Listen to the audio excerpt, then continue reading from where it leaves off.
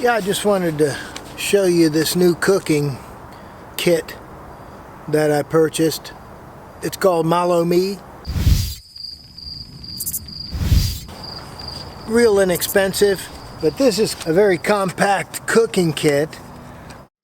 It has a frying pan and like a kettle.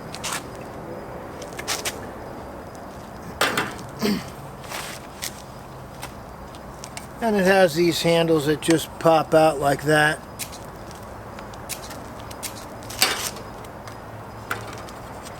But in the kit, it comes with a wooden spoon, a metal, one of these spoon fork that folds. You get a little scrubby pad with it.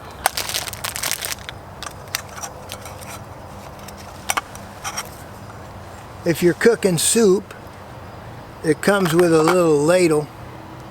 This little ladle is kind of cool because you just press this in and there you have something to scoop out your soup with. It also comes with 2 bowls. And like I say, it was under $20, I'm sure. MalloMe